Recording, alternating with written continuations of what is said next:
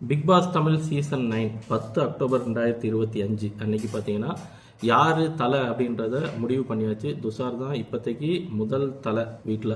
இவர் எந்த அளவுக்கு தன்னோட போஸ்டிங்கையும் தன்னுடைய லீடர்ஷிப்பையும் கொண்டு போகிறார் அப்படின்னு நம்ம பொறுத்திருந்து பார்க்கலாம். ஆனால் இந்த இடத்துல நடந்த விஷயம் என்ன அப்படின்னா, ஆதிரை அவங்க பிக் பாஸ் டீமையே கொஷின் பண்ண ஆரம்பிக்கிறாங்க. இதுக்கு முன்னே நீங்கள் செலக்ட் பண்ண கண்டஸ்டன்ஸ் எல்லாம் தகுதியான கண்டஸ்டன்ஸான்னு கொஷின் பண்ணிட்டு இருந்தாங்க. இப்போது அதை தாண்டி அடுத்த லெவலில் போய் நீங்கள் பிக் பாஸ் டீமே வந்து தகுதியானவங்களா அப்படின்ற மாதிரி கொஷின் பண்ண ஆரம்பிக்கிறாங்க. இவங்க தன்னை எந்த மாதிரியான ஒரு நிலையில் வச்சு மற்றவங்களை கம்பேர் பண்ணுறாங்கன்றதே தெரியலை.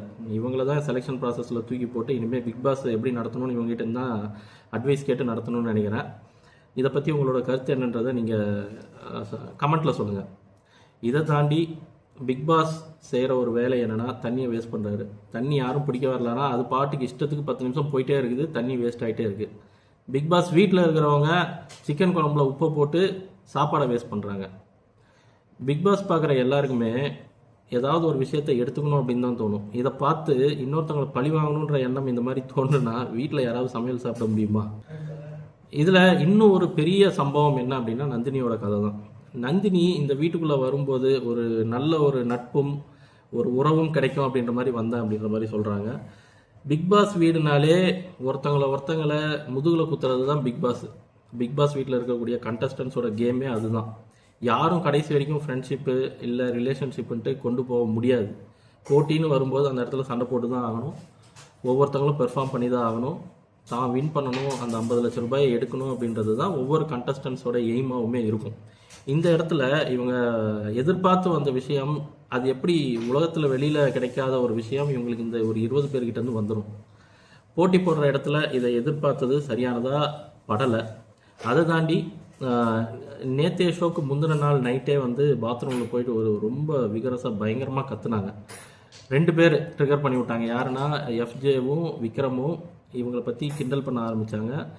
அந்த கிண்டல் எப்படி அப்படின்னா, செத்தவங்க ஒரு 2 பேர் செத்தா அவங்களுக்கு எப்படி ரியாக்ட் பண்ணுவாங்க அப்படின்ற மாதிரி பேச ஆரம்பித்து அவங்க எமோஷன் ஆகி அவங்க கத்தி வீட்டில் இருக்கிற எல்லாரையுமே ட்ரிகர் பண்ணி விட்டு, துஷார் சொல்கிறாரு நீங்கள் அமைதியாக வந்து அவங்கள விட்டுருங்க, கொஞ்ச நேரம் கத்தட்டும்னு சொல்லி விட்டதுக்கப்புறமும் விஜய் பார்வதி தேவையில்லாமல் உள்ளே வந்து அவங்கள இன்னும் எமோஷ்னலாக ட்ரிகர் பண்ணி அந்த வீடையே வேறு அளவில் பண்ணி வச்சுருக்காங்க.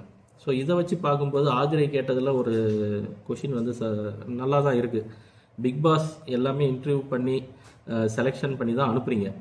அப்போவும் எப்படி இந்த மாதிரியான ஒரு கண்டஸ்டன்ஸ் உள்ளே வராங்க? மென்டலி ஒருத்தங்க வந்து இந்த அளவுக்கு ஸ்டேபிளாக இல்லாத ஒருத்தங்க வீட்டுக்குள்ளே வந்தால் என்ன வேணாலும் நடக்கலாம் இல்லையா உள்ளே இருக்கிற கண்டஸ்டன்ஸுக்கு? ஸோ நீங்கள் 1 or 2 டைம்ஸ் திரும்ப ஒவ்வொரு கண்டஸ்டன்ஸையும் ரிவ்யூ பண்ணுறது நல்லது. அது மட்டும் இல்லாமல் மொதல் நாள் அவங்க பிரச்சனையை பெருசு பண்ண டைம்லேயே நீங்கள் ஒரு மெடிக்கல் டீமை உள்ளே விட்டு அவங்களுக்கு தேவையான ட்ரீட்மெண்ட்டை கொடுத்துருக்கணும். அவங்கள வந்து ஐசோலேட் பண்ணி வச்சுருந்துருக்கணும். அப்போ தான் மற்ற கண்டஸ்டன்ஸ் சேஃபாக இருப்பாங்க, அவங்களோட கேம் ப்ளே பண்ண முடியும். வெளியில் பார்க்குறவங்களுக்கும் கொஞ்சம் திருப்தியாகவும் இருக்கும், கொஞ்சம் அமைதியாகவும் இருக்கும். உள்ளே இருக்கிற கண்டஸ்டன்ஸ் இப்படி இருக்கும்போது வெளியில் அவங்க ஃபேமிலி மெம்பர்ஸ் எப்படி ரியாக்ட் பண்ணுவாங்க, எப்படி இருப்பாங்க?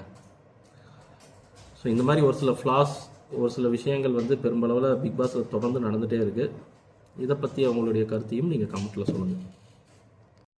அதே மாதிரி தலை ஆனதுக்கப்புறம் பிக் பாஸ் வந்து மற்ற அதர் போட்டியாளர்களையும் உங்களுடைய டாஸ்க்கை நீங்கள் கண்டினியூ பண்ணணும், அதாவது மாஸ்க்கை போட்டிருக்கணும், ட்ரெஸ்ஸை போட்டிருக்கணும் அப்படின்னு சொல்லி சொல்கிறாரு.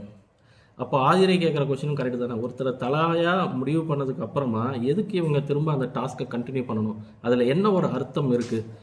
இது கண்டஸ்டன்ஸ் தேவையில்லாமல் அவங்களையே ட்ரிகர் பண்ணிக்கிற மாதிரியும் வைக்குது.